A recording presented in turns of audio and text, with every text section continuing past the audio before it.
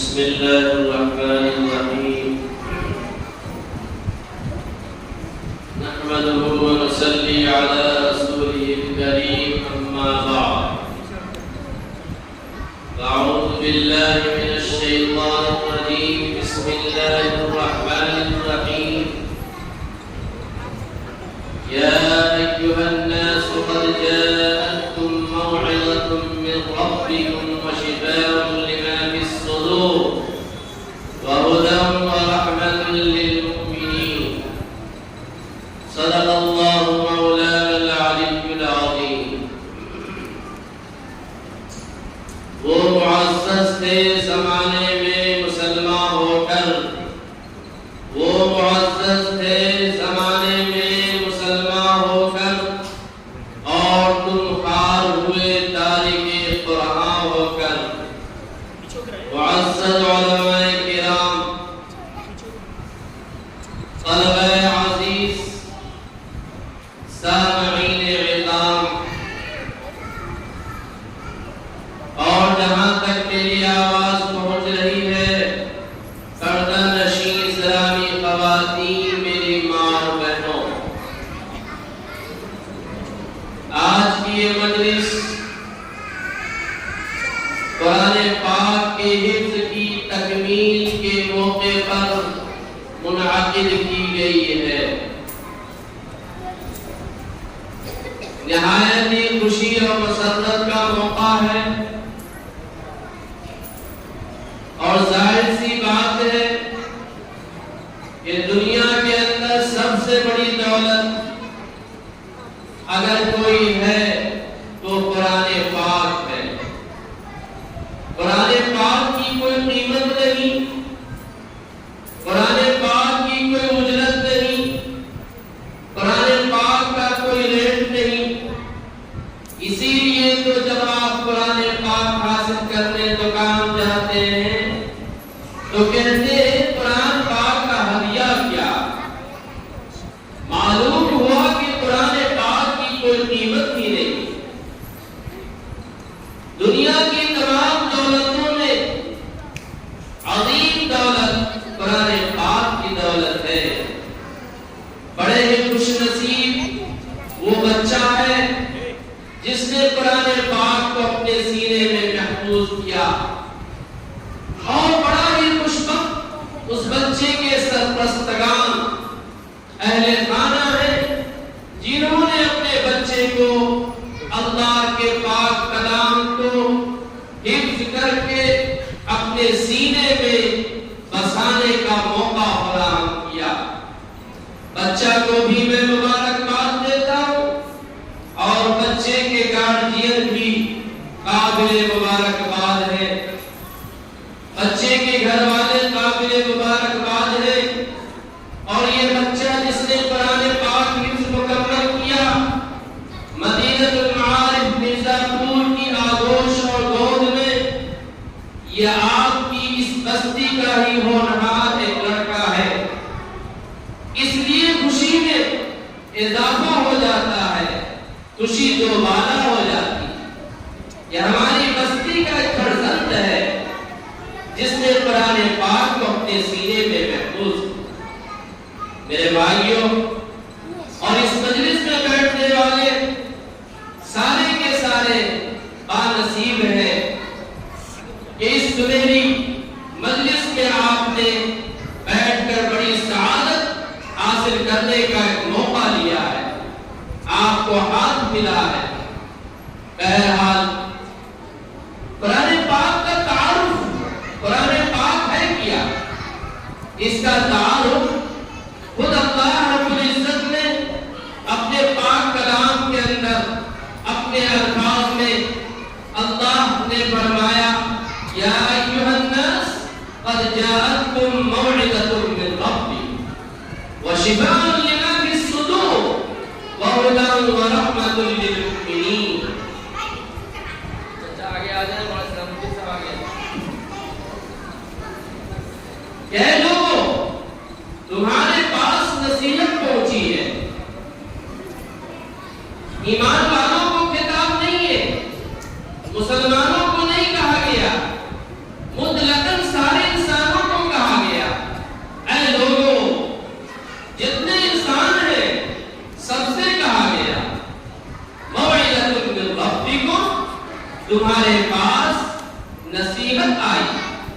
نصیحت نامہ آیا تمہارے رب کی طرف سے، کسی انسان کی طرف سے نہیں ہے، رب کی طرف سے ہے۔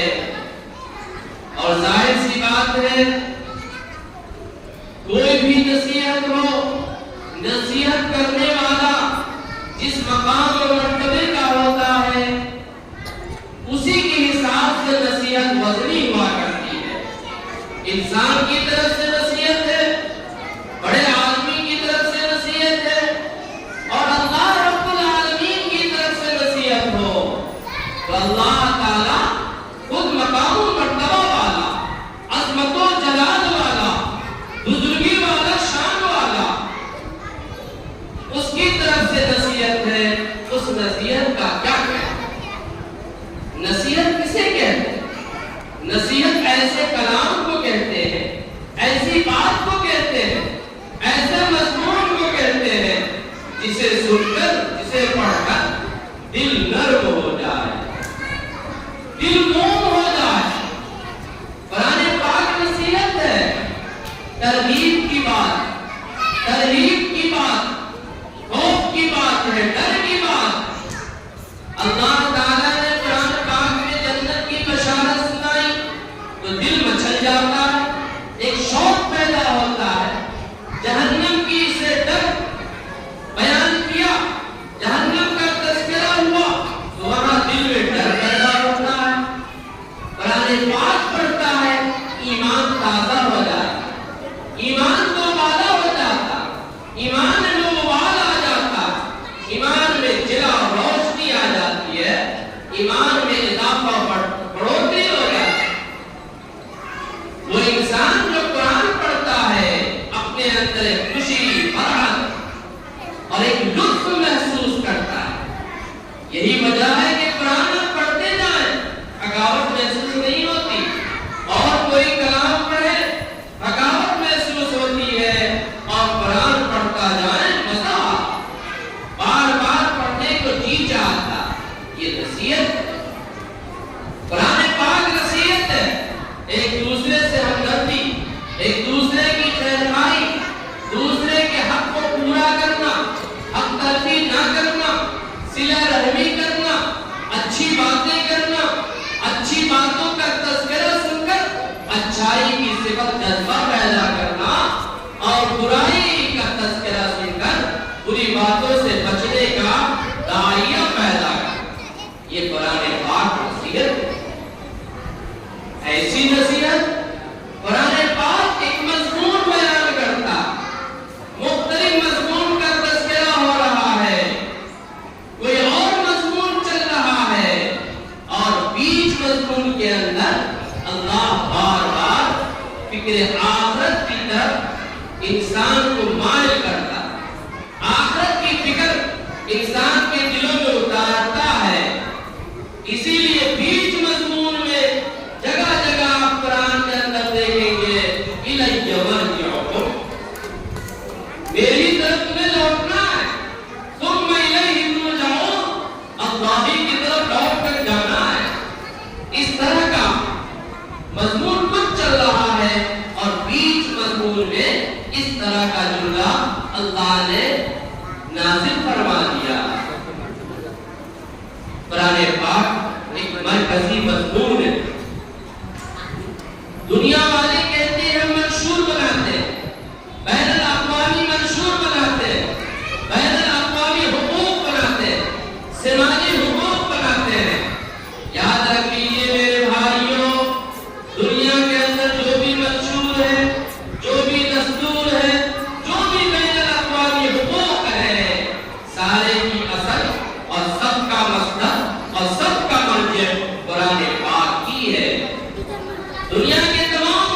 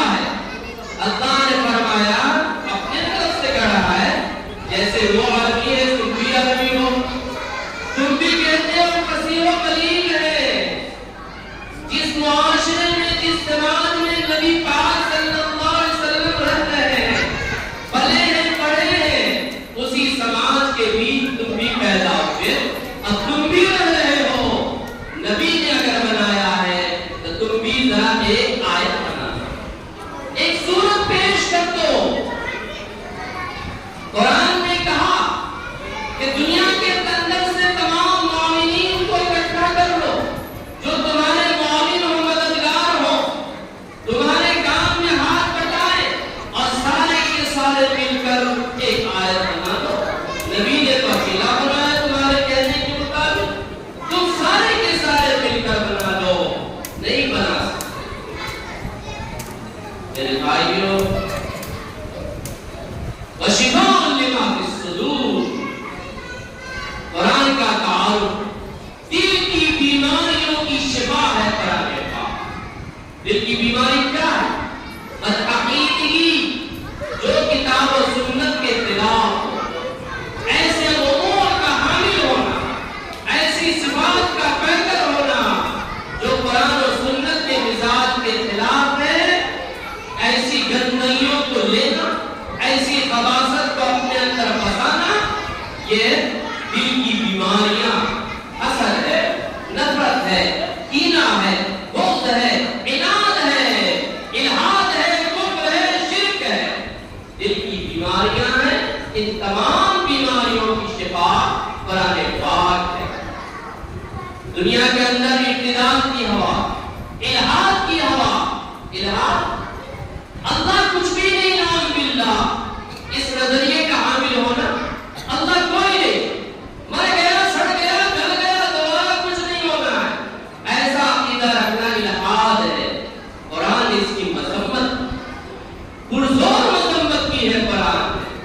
قرآن نے کہا کہ اللہ کے علاوہ جن کو تم اللہ کے ساتھ شرک کرتے ہو، ساجد ٹھہراتے ہو، اللہ کے ساتھ اور خداؤں کو مانتے ہو، اللہ تعالیٰ نے ایک بڑی چیلنج دی ہے پوری دنیا والوں اور قیامت تک کے لیے۔ یا ایھا الناس ضرب مثل فاستمعوا لہ، لوگوں ایک مثال دی جاتی ہے، ذرا غور سے سننا۔ ان الذین تدعون من دون اللہ لن یخلقوا ذبابا، جو لوگ اللہ کو چھوڑ کر اور لوگوں کو معبود بناتے ہیں، ذرا ان سے کہہ دو ایک مکھی بنا لے۔ اللہ نے جس طرح کی مکھی کمزور مخلوق بنائی ہے، اس طرح کی کمزور مخلوق وہ بھی بنا لے، جس کے رنگ ہو، جس کے پر ہو، جو اڑتی ہو، اس طرح کی مکھی بنا لو۔ آگے تو دھمکی آمیز الفاظ ہیں، وَإِن يَسْلُبْهُمُ الذُّبَابُ شَيْئًا لَا يَسْتَنقِذُوهُ مِنْهُ، یہ مکھی کیا بنائیں گے؟ بلکہ اگر ان کی پرسادی کو، ان کی شیرنی کو مکھی اگر لے لے، مکھی بیٹھ جائے ان کی پرسادی پر، تو یہ ہٹا بھی نہیں سکتے جن کو یہ معبود بنا بیٹھے ہیں۔ اللہ نے خلاصہ کر دیا، ضعف الطالب والمطلوب، جو امید لگانے والے ہیں معبودان باطلہ سے، یہ بوتے ہیں، یہ کمزور ہیں، اور جن معبودوں سے یہ امید لگا بیٹھے ہیں، یہ معبود بھی کمزور اور بوتے ہو کر بے بس۔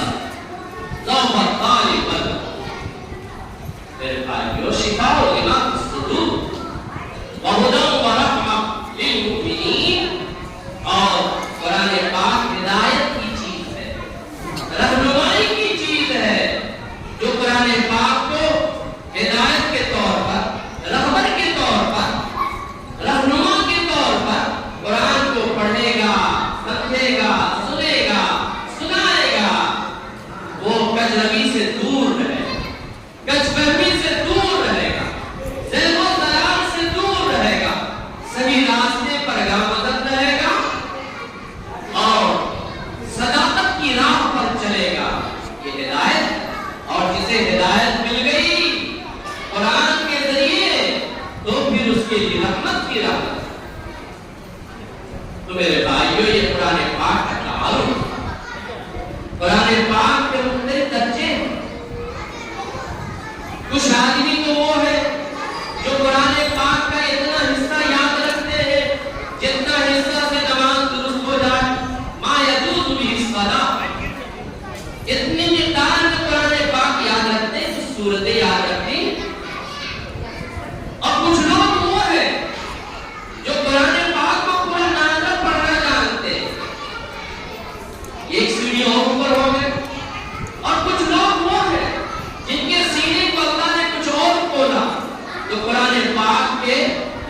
سارے حصوں کو اور مقدار کو اپنے سینے میں محفوظ رکھیں. زبانی یاد کر بیٹھے. اور کچھ لوگ وہ ہیں جنہوں نے قرآن پاک کو الف لام میم سے لے کر الناس تک مکمل 6666 آیتوں کو اپنے سینے میں محفوظ کر. یہ بڑے ہی خوش نصیب، بڑا مقام ہے ان کا. جانتے ہیں آپ 6666 آیتیں قرآن پاک کی ہے. اور حدیث پاک میں آیا ہے قیامت کے دن حافظوں کو کہا جائے گا اقرا، پڑھتا جا، جنت کے درجوں پر چڑھتا جا. جتنی آیتیں پڑھتا جائے گا اتنی منزل پر وہ چڑھتا جائے گا. 6666 آیتوں کو پڑھ لیا، یاد ہے اسے، تو گویا جنت کی 6666 نمبر کی منزل پر فائز ہو جائے گا. اتنا بڑا مقام، سب سے بڑا مقام. حرم شریف کے سامنے جو مینار ہے، آپ نے دیکھا، فوٹو میں دیکھا ہوگا، گھڑی بنی ہوئی ہے. آخری منزل پر وہ گھڑی ہے. گھڑی ایک منزل، ایک فلور ہے جس کے بارے میں آتا ہے بادشاہ سعودیہ اس منزل پر قیام کرتے ہیں، آتے ہیں تو سب سے آخری منزل ہے. اتنا اچھا لگتا ہے. دنیا کے اندر ہے، بیت اللہ شریف کے سامنے ہے، اور 6666 نمبر کی جو منزل، وہ کتنی بڑی منزل ہوگی اندازہ لگا سکتے ہیں. اس منزل پر بادشاہ سعودیہ نہیں، حافظ قرآن پر آزما، حافظ قرآن کا قیام گاہ ہوگی وہ منزل. وہاں وہ ٹھہریں گے. اتنا بڑا مقام ہے. اور پھر اس سے بھی ایک آگے مرتبہ جس کو آج سن لیجیے. قرآن پاک کو حفظ کر لیا، الفاظ کو یاد کر لیا، تو اس سے بھی اعلیٰ درجہ یہ ہے کہ الفاظ کو یاد کرنے کے ساتھ قرآن پاک کے معانی کو، مطالب کو، تفاسیر کو اور مباحث کو، اس کو بھی یاد کر لیجئے، اس کو بھی سمجھ لیجئے، تو پھر نور علی نور عالم قرآن بن جائے، حافظ قرآن کے. عام طور پر یہ بات اس لیے کہی جا رہی ہے، بڑی بدنصیبی ہے اور حرمان نصیبی ہے ہماری اس بستی کے لیے کہ آج سے 20-25 سال پہلے علماء اس بستی سے تیار ہوتے تھے. ہم لوگ خود دارالعلوم دیوبند میں اس بستی کے بیت ہوا. 1999 میں 3 افراد کی فراغت، آپ اس بستی کے رہنے والے 3 لڑکوں کی فراغت. ناچیز ہے، اور اسلام الدین صاحب ہے، اور عبدالعزیز صاحب، جو بیک وقت ایک ساتھ اس بستی سے 3 آدمی دارالعلوم دیوبند کے اندر تھے. اس کے بعد اور حضرات فارغ ہوئے دارالعلوم دیوبند سے. پھر وہ سلسلہ منقطع ہو گیا. افسوس کا بات، حافظ بنتے ہیں، پڑھائی کو چھوڑ دیا، پھر شروع کرتے ہیں، بیچ میں چھوڑ دیا. حافظ کسی طرح بن بھی گئے تو اس کے بعد چھوڑ دیا. مزہ آئے گا کہ حافظ کے بعد عالم بنیے، اور مزہ آئے گا. اللہ سے ہماری دعا ہے کہ اللہ تعالیٰ حفظ مکمل کرنے کے بعد عربی درجات میں جانے کی توفیق عطا. اور پھر حافظ قرآن ہو، ان کی ذمہ داری ہے کثرت تلاوت سے مطلب ہے. قرآن پاک کی خوب تلاوت کریں. ایسا نہ ہو کہ صرف رمضانی حافظ ہو، رمضان میں تراویح پڑھا دیا، سنا دیا، بس چھٹی.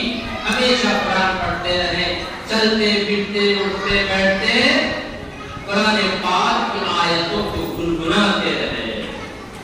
یہ ذمہ داری قرآن یاد رہے گا. اللہ ہماری اس بستی کے ہر گھر میں حافظ قرآن بنا دے، عالم قرآن بنا دے، مفسر قرآن بنا دے، عاشق قرآن بنا دے، داعی قرآن. گارجین حضرات بھی ہیں اور بچے بھی، بھلے کے بچے لوگ حافظ قرآن، عالم قرآن بنیں گے، اور